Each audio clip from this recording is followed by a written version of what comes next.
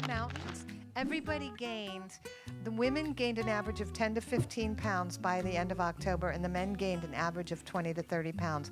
Everybody in the entire town, like bears. And these are the mountains of?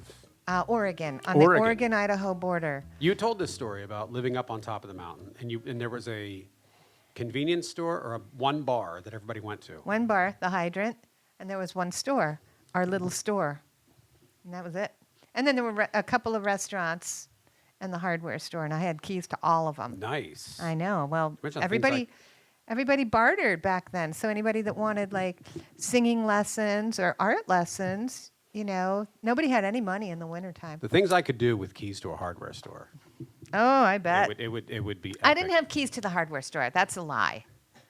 I had a line of credit. We are our first fallacy. Our first among lie. the first of many. So we were arguing about the definition of amateur. I think we should introduce the show. Oh, I forgot about that. Would you like to? You want me to do it? I would like you to do it. Okay. You are the better. You are more loquacious. You're very kind. I don't know what loquacious means, but he has big words. I don't know how this is going to work. I use big words. So Scott and I are both solo musicians in the Rust Belt, capital of Pittsburgh, Pennsylvania, and we're always talking about music. So we decided to have a podcast, and he built a studio and got all the gear just so we could do this, and also record musicians. And you can see his amazing videos of his amazing singing on Scott Acoustic on YouTube that he did with all his gear in here. And we have not nailed down a name for the podcast We have yet. not. We have not. We're Maybe working we should put on it to a vote. I know. We could put it to ask a people to vote. vote. That would be great. We would like, here's what we want, people. We want the words terrace, studio. We do want... Because it's we Terrace are in Avenue the Studio, Terrace which is Avenue very studio. important. And Scott built this place with his own two hands from scratch and then put all the gear in. And now here we are reaping the benefits. We are. I did absolutely nothing. All I had to do was show up and drink his beer and bourbon. Correct.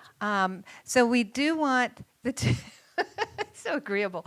We want the words terrace and studio. We are both Americana musicians, yes. quite specifically. And so that's kind of important. Although if we have guest musicians, that could be a cross-genre kind of thing. It wouldn't have to be.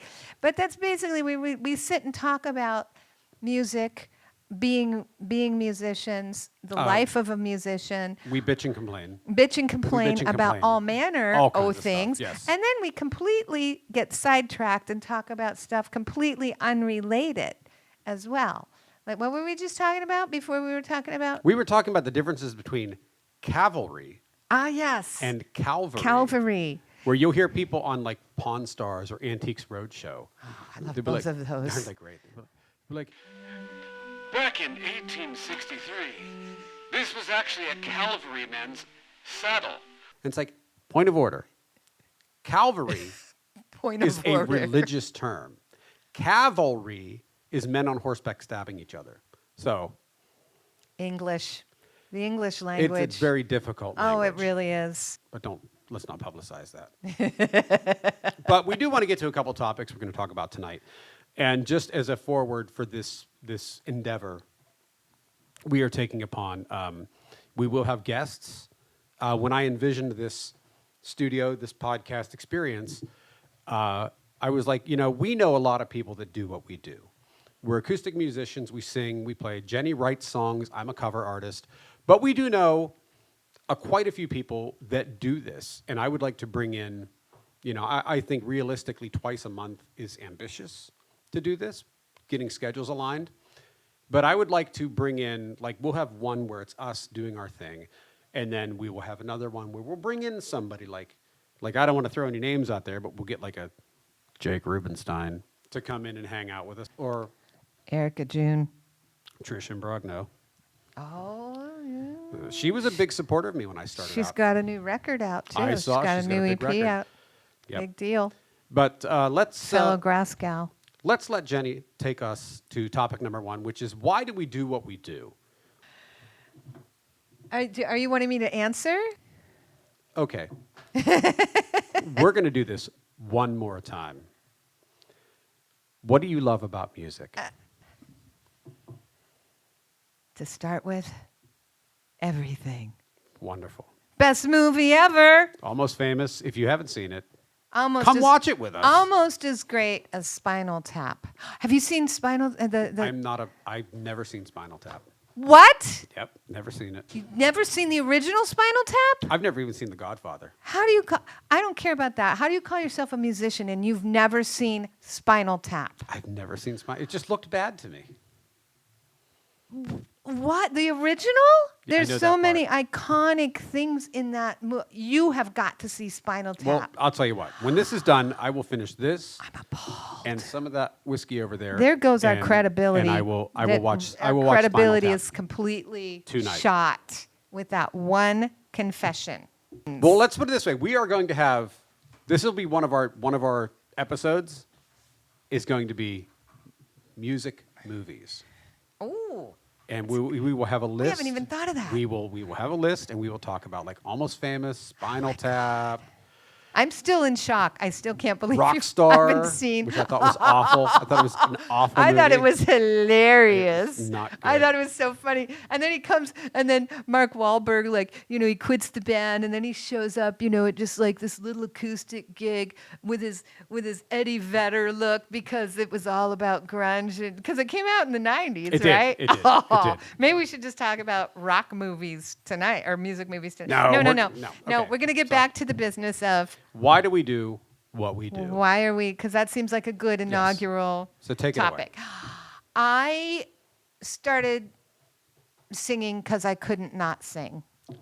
And I read something, and I think this is especially true of people who have been silenced. And as a voice coach, I noticed that a lot of stage fright, a lot of issues with hitting notes at a certain range, Okay. where you have to really belt, are the result not of being too high in the range, but having been silenced.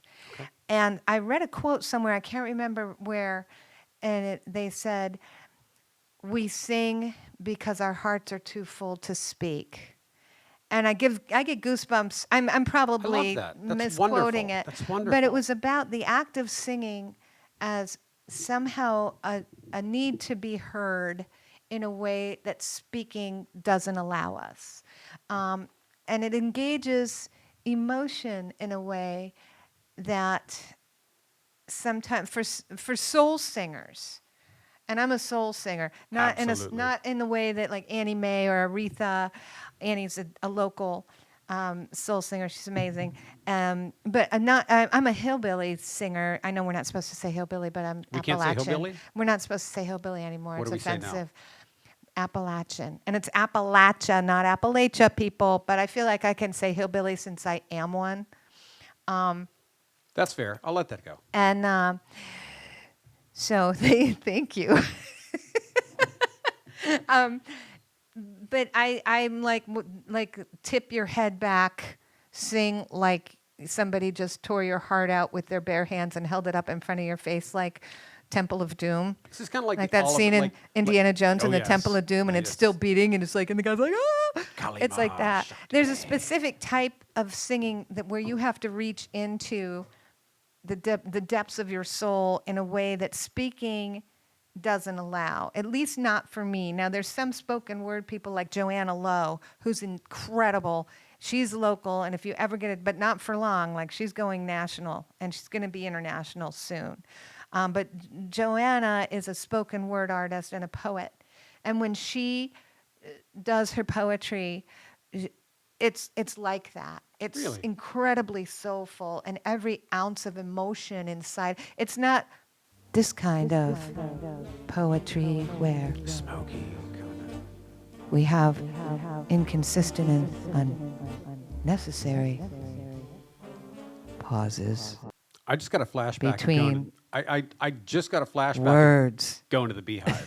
But Joanna's just like it's just like this flow, but it's just like tearing her soul right out of her body. Buddy Miller is such a singer. Okay. He's the godfather, in my opinion, of Appalachian soul.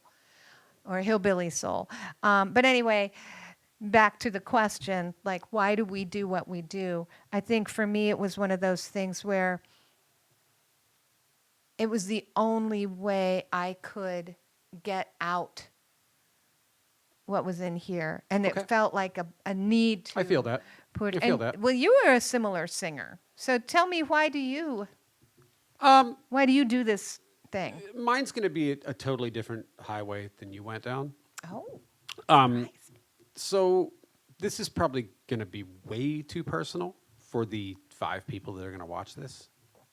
How's it going, all 5 of you? Oh my gosh, this is amazing. Well, I gave you the maple smoked. I know you did. That I is- can yeah. smell. It smells like Yeah. pancakes. And this I'm not a is- big bourbon drinker, but this makes me feel warm and fuzzy And I'm inside. drinking the Liberty Pole, which is down in Washington, PA, Oh by my the God, way. that smells We're not looking for incredible. sponsorships, but Liberty Pole, good No stuff. reason not to give a good shout out Very to a good, good stuff. product. The spiced bourbon is very good. This is Knob Creek Maple. Yes, very good stuff. So when I was, it used to be a thing where it was like, it was very rare to be, a child of a broken marriage. But now it's like everybody, nobody sticks together for terribly long.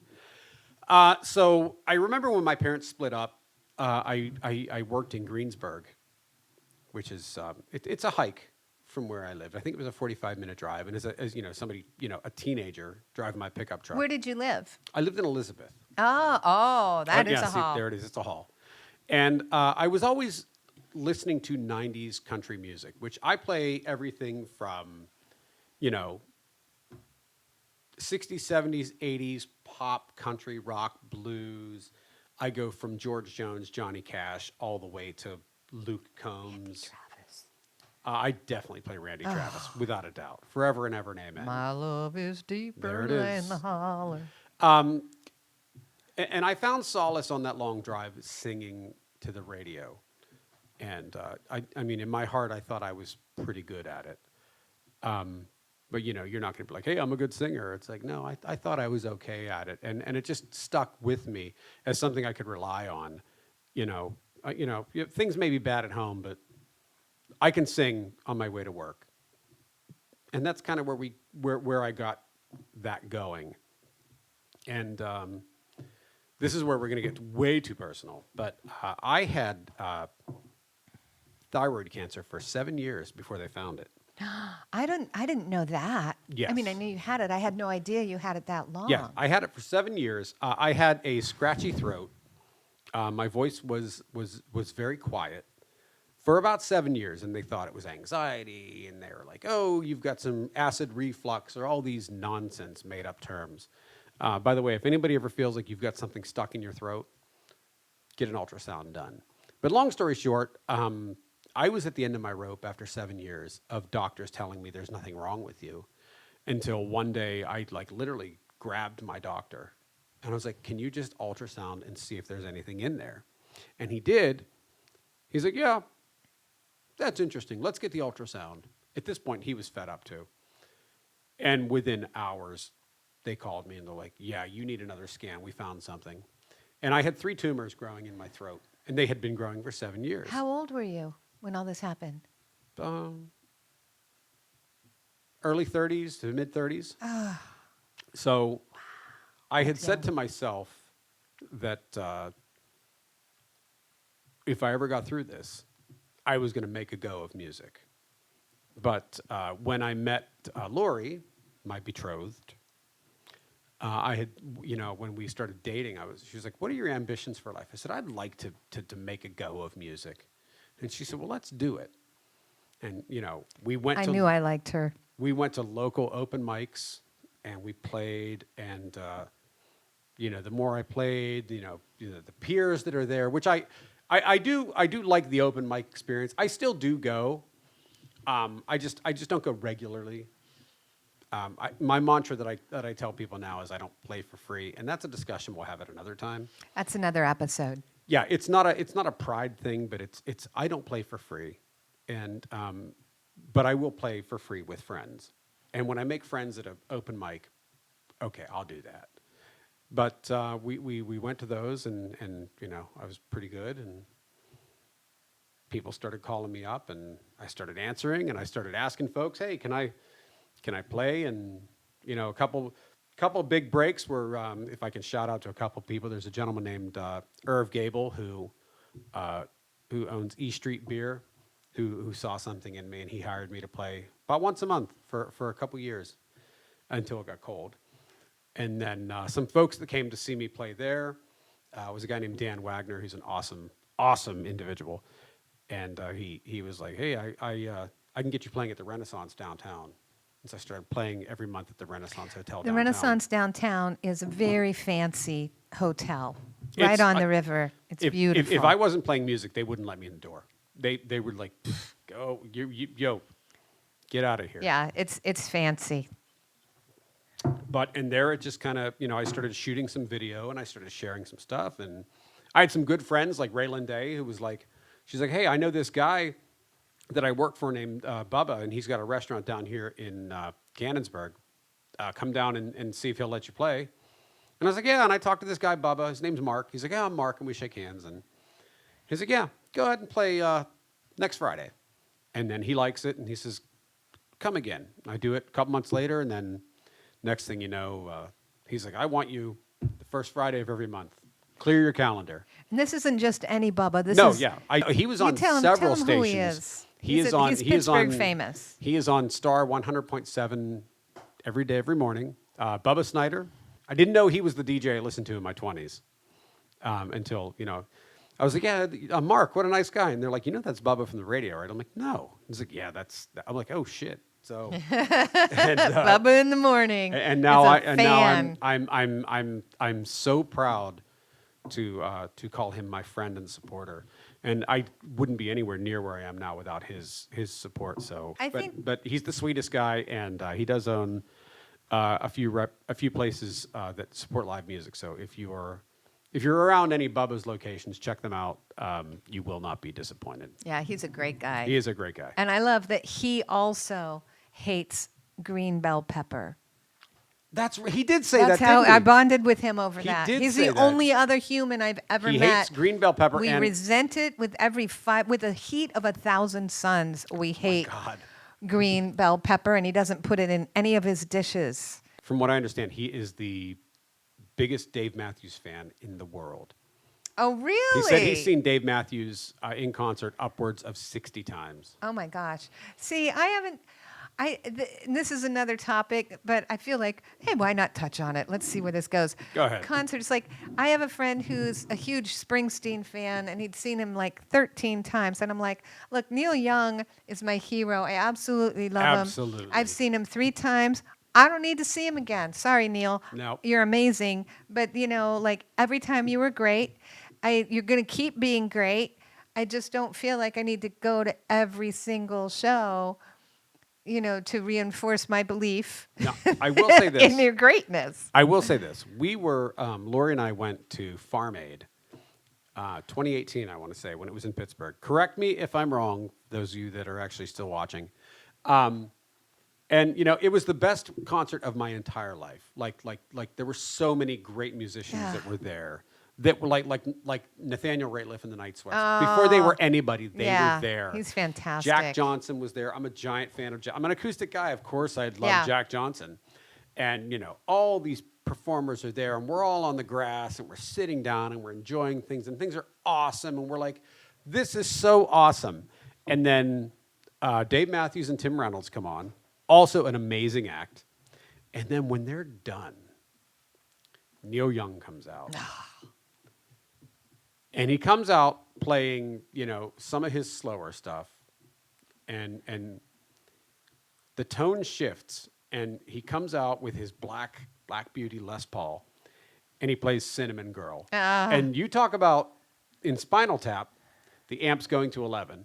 Well, they must have cranked these some bitches up to like 30. You have to with Cinnamon because Girl he came out ripping that riff, and every soul in that amphitheater was on their feet. You felt the ground shaking. He's so good at working a crowd and amazing. Engaging an audience. Like, the last time I saw him was at the Santa Barbara Bowl, which is a natural amphitheater. It's all rock overlooking the Pacific. And it was an all-acoustic show with Beck opening. Beck opened? For Neil Young. Oh, he was great. And there's not a bad seat at the Santa Barbara Bowl. Like it's like the Pittsburgh Pirates Stadium is now. Like they're only like a tiny. It's much smaller. Of beautiful course. view. Beautiful great view. acoustics. Great acoustics. Great seats. You know the stage is it's an amphitheater in the round. Oh, not in the round, but you know. And Beck opened and played for about 45 minutes, and he was amazing. It was just him and his guitar. He was fantastic. He was in great voice. He is so tall. Really? Have Beck you is seen tall? him? No. Oh my God. I have not gone out of my way to see Beck. He is a monster. He's so tall. You haven't seen Beck, and you have not Beck. seen Spinal Tap. I have not seen Spinal Tap. I'm not sure we can be friends. I don't think this project is going to work. I think the road to friendship is the road to friendship is built on differences. It's true. It is. And It's awesome. But I don't feel like I need to keep seeing him. I don't feel like I need to see Neil Young every time he comes into town, and I'm going to go to Cleveland and see Neil. I'm not doing and that. I would rather see like some of my singer-songwriter buddies from around the country, like the Grass Girls, who are playing Grass Gals, who are playing the Grass Gals, or like some of my buddies from camp who are playing like the Beachland Ballroom or.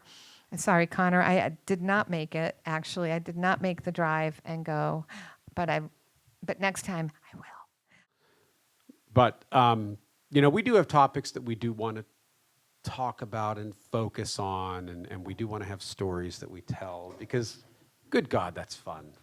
It is. And it's fun, like hearing like stuff I didn't know about Scott, and I'm like, I had no idea you had a beard. Had terrible taste in music. My God. Or, I just said that I love completely Neil Young, Jack Johnson. uneducated about Spinal Tap. So here's something. Terrible taste in music because you don't like Beck. As a musician, we deal with a real thing that's called imposter syndrome. Ah. And I truly, honestly, deeply believe that at some point in time, somebody's going to be like, that guy sucks. All he does is copy music from other people. Here's where I would beg to differ with that assessment of what you do. It's a real phenomenon. Because as a singer-songwriter is too, and as somebody who does not have a natural you have actual voice, talent. Not as a singer. I trained very, very hard, and as I get older, my ear gets worse, which is like I also that's painful because I was always having pitch problems. I also trained quite extensively. As a singer? No, I am forklift certified. I was gonna say, train as a I am forklift certified. See, again, you are far more skilled than I. But you sing. Here's the thing about really great cover artists, in my opinion, is that they sing. They pick great songs that are well curated. You have a well curated set, but you can also pull any request from the Real Housewives of whatever neighborhood you're playing in. Pittsburgh. The Real Housewives of Pittsburgh love him. That reminds me that we should have a meter. They on low key that shows how many drinks we've had because I'm going to buy one of those portable breathalyzers. They're like $60 and for the podcast. For the podcast to be like because although this has only been going on for 29 minutes, I've been drinking for 3 hours. Yeah, but you started before I got here. I definitely did. Well, I had to clean the place, and I'm not going to clean the place if I'm not drinking. So. But anyway, what I was saying about like really good cover artists are for one thing, the great thing about a cover artist is that they're incredibly marketable. Jane West is another one. I'm a giant fan. Have you heard her now? Have you? We were friends on Facebook, and then something happened. She cut Facebook. She cut Facebook. Yeah, she cut Facebook. She's it not wasn't on on Facebook. me. I thought she was amazing. No. But Jane, like you, sings a huge catalog of songs, but she does it in her own voice. You do it in your own voice. You're not mimicking the singers. You're not. No. A little bit. Who? Give me an example. You sound naturally. Don Henley. You do not. You do not sing like Don Henry. No, I sound Henry. like. Listen, I can't talk anymore. I haven't even had a whole shot of whiskey. I sound like a trash cannot man. say names right. I sound like a trash Don man. Henry. I don't sound like Don Henley. I sound like a trash collector. What if? Not that there's anything wrong with the noble people that collect now our I trash. want to meet Don Henley just so I can call him Don Henry. But no, what I think you do really well is you cover really great songs in your own voice. Jane does the same thing. She's never mimicking anybody. She's singing her own voice, and so are you. So let me ask you this. What would be the chances of getting Jane West on our guest list? Oh, she would love to come. You can't speak for her. You don't know if she'd Yes, love I to. can. She'd be like, yeah, I'll do it, but I don't want to. Oh, no, I think she would love to. She's wonderful on camera. She's wonderful. My friend did he was doing all these short films. My friend Dylan. Dylan. No, it's not. It's not Dylan. See, Has he changed his name? I've had a beer and half a shot, and I'm forgetting all the names. So very importantly, It's Curb Pop, and it's a great show. It's not Dylan. Oh, I'm so embarrassed. So while she's Brent. thinking, It's I will- Brent. His I name will- is Brent. It's not even close to Dylan. It's my friend Brent Davis, who has a show called Curb Pop, So and now he did I want a to talk to segment. Brent and be like, Brent, she thinks your name is Dylan. What is going on here? Are he you will- really as good of friends as He you will thought not be you were? surprised at all because for the first 2 years at Trader Joe's, I kept calling him Dylan because he looked just like a student I had whose name was what? Dylan. And once it gets in my head, that's what I'm going to call you. Just like Luke Perry from 90210. And that's, Dylan. oh, that's right. He Yeah, was, he was Dylan. I didn't ever watch 90210. I just knew that Luke Perry was Dylan. We had 4 channels. I Didn't he watched die? 90210. He did. That's so sad. He had a stroke. He died young. He had a stroke. Did I he don't- die or did he just have a stroke? I think he died. If we're wrong, Luke, Yeah, we are We sorry. wanna hear from you. We're so sorry. or you could, like and comment if you want. He won't. Because he's totally going to be watching this. No, because he's dead. Which means maybe he is watching it because we said his name and he's like, hey, no one said my name. He's in probably the decades. guy that moved all my attachments that I couldn't find. Exactly. For the He's cameras the and one that tripods. is haunting Terrace Avenue Studios, which is another episode altogether. Ghost stories. So we will But do Jane that. would totally do this. She's great on camera. She's a natural. She sounds incredible. She's an amazing singer. You're never going to want to hear me again when you hear Jane sing. Moving from open mics to professional work here. I did that. You did that. I did that. I did that earlier, Scott and I were debating It wasn't a debate. What it was makes- a conversation. it was a fight. What makes amateur versus professional? And Yes, were that talking is about correct. That is correct. We were talking about the nature of open mics and his take, and I'm starting to lean in that direction. Well, so I think I'm starting to let's- agree with you. Before you go any further, let's establish I've never been wrong. Of course, because he's a man. He's a white I'm man. a We know how I'm a straight white man. we know how sensitive they are about being accountable. She's not wrong. And Continue. thank you. So we were talking about open mics, and he was saying that generally, open mics are for beginners and amateurs, kind of testing the waters. And I initially disagreed because I was like, in the music towns in Austin, Nashville, New Orleans, like even the pros go to open mics to test out new material, especially in Austin. They did that a lot. But in Nashville, I was like, well, wait a minute. I don't know that they go to, although like my friend has an open mic on Broadway and a lot of pros go there. But little product placement there. Liberty Pole Spirits. But then I realized, well, when I first moved back to Pittsburgh, I'd been a pro for a long time, but nobody knew that. So I went to this Pittsburgh Song Circle. Okay. The Calliope Song Circle. Yes. And I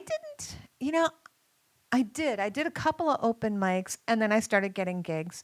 And then I stopped doing the solo thing, did the band thing for several years, did nothing for several years. And then when I decided to go solo again, the first thing I did was I went to an open mic. I went to Jim Skiff's open mic. Jim Skiff. That's what I love. So Jimmy Skiff, We're Jimmy now. or Skiffy. We're Skiffy. He goes by Skiffy as his nickname. But Jim Skiff is an amazing singer-songwriter. He's got a new record out, and I'm so sorry I can't remember the name of it. The Wave? No, it's not Don't that. do that. I know. I'm not even going to try. I don't know what it is. But anyway, I have a tablet around here somewhere. He was hosting. He was hosting an open mic at Antonio's Pizzeria, and it was his first one. And I went to it, and Brad Yoder was the featured singer-songwriter. And I walked in. Nobody was there except Jim, me, Megan, Finnegan, Pennington. The names. I'm 60 and I've had whiskey, people. I'm sorry. A woman should Megan never Pennington, reveal her age. And well, now I have. You have. And Brad Yoder was the featured songwriter. So I'm like, Correct. holy shit. That's Maybe I'll keep that's going a to big ticket. And it was so much fun because it was just the three of us, and everybody was so good. I was like, oh my God. I went home. I mean, Jim started, and he played about 20 minutes. And he was phenomenal. And then Megan went on, and I was like, I don't want to follow this. Oh, my God, with my Appalachian bullshit. That is not bullshit. And I did. That is twangy. That is the music of the people. It's so twangy. It's the music of the working And I don't people. I can't even believe I did classical work because I'm like, I can't stop the twang now. But anyway, it was just a handful of people. Everybody was so good. And it just stayed that way. His open mic at Antonio's Pizzeria every Thursday night in Brookline, on Brookline Boulevard, is amazing. Be there or Everybody be that square. shows up is phenomenal. I'm just like, everyone that comes to this open mic is so good. But when I started doing solo work again, before I went to Jim's open mic, the first thing I did, and I made it a life event on my Facebook page. You know how other people will life event. Got married. Got a new job. had a baby. Had a vasectomy. Not all Jennie. That. Not Jennie. Jennie put, I busked the strip. I did. I got all dressed up in my best cowgirl. Like you clean tables? Dressed. No, busk. Oh, you busk. Busk. I see you bust. I was like, oh, you are cleaning tables and such? BUSKED, because I have horrible, horrible stage fright. And it's never going to go away. You should not have stage fright. Oh, she should not have stage fright I have stage fright whatsoever. so bad that I have almost passed out. My God. Without any alcohol involved. Just I almost passed out. And I was like, I'm going to do the scariest thing I can think of. And I did. I went down to the strip. You busked? And I busked. So outside of Penmac. Kids. But, in high school, they used to always tell us, class clown, you're never going to go anywhere. That's bullshit. Class clown can get in front of people with a guitar. Eddie Murphy was the class clown. Eddie Murphy was the class clown. So, yeah, this is kind of going to happen, I think. We're going to segue into other topics. We are. But, hey, man, you don't know what people want to hear. We don't know what people want to listen to. Well, this is what we call a long-form podcast. That's We're right. at 45 minutes right now. And I said, up on that board over there, which you'll see right here, I said 5 to 10 minutes tops. I know. I'm not can't gonna do that. This one I'm not going to whittle down. We're just going to let it roll. We're just going to let We're it gonna roll. let it roll. But let's wrap this up. But again, I'm Scott. This is Jennie, and we are saying good night. And we don't have a name for the podcast. We do not. Give us a name for the podcast. I just said podcast, yes. Instead of podcast.